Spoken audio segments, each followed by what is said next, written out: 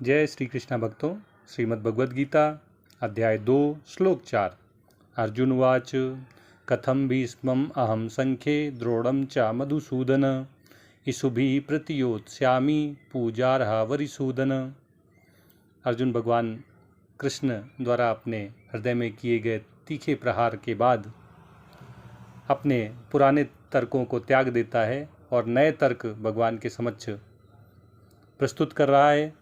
अर्जुन भगवान से कहता है कि हे शत्रुहंता, हे मधुसूदन, मैं युद्ध भूमि में किस तरह भीष्म पितामह और द्रोणाचार्य जैसे पूजनीय व्यक्तियों पर उलटकर बाण चलाऊंगा, अर्थात उनके द्वारा चलाए गए बाणों का उत्तर मैं कैसे दे पाऊंगा।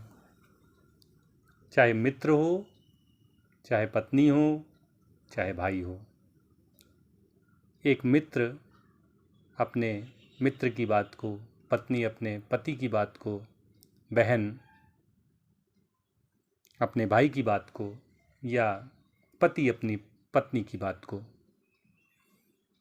बहुत आसानी से स्वीकार नहीं करते हैं। हमेशा तर्क के माध्यम से वे अपनी ही बात को सही ठहराते हैं, उचित ठहराते हैं। आज अर्जुन भी यही कर रहा है। अपने सखा, अपने मित्र कृष्ण जो उसे मोह से निकालने का प्रयास कर रहे हैं, उसे आईना दिखा रहे हैं कि जो तुम कर रहे हो ये एक वीर के लिए शोभा नहीं देता।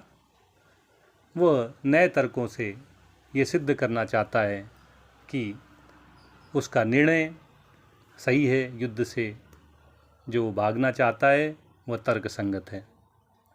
भगवान कृष्ण से अर्जुन कहता है कि हे अरिसूदन, हे मधुसूदन, हे शत्रुओं के हंता, हे मधु असुर का वध करने वाले कृष्ण, आप मुझे बताएं कि क्या यह उचित होगा कि भीष्म पितामह और द्रोणाचार्य जैसे पूजनीय व्यक्तियों पर मैं बाणों द्वारा उलटकर प्रहार करूं, उनके द्वारा किए गए प्रहारों का उनको जवाब दूं।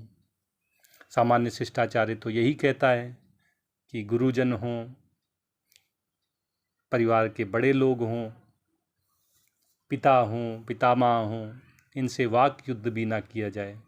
अगर वो कभी तीखे शब्दों का प्रयोग करते हैं तो उलटकर उन पर तीखे शब्दों का प्रहार भी ना किया जाए।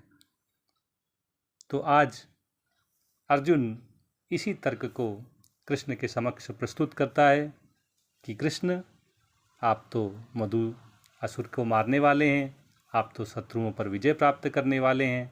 आप ही मुझे बताएं कि भीष्म पितामह जो मेरे ही कुल के हैं, वयोवृद्ध हैं, द्रोणाचार्य जो मेरे ही आचार्य हैं, और इन जैसे पूजनीय व्यक्तियों पर मैं उलटकर कैसे बाण चलाऊंगा।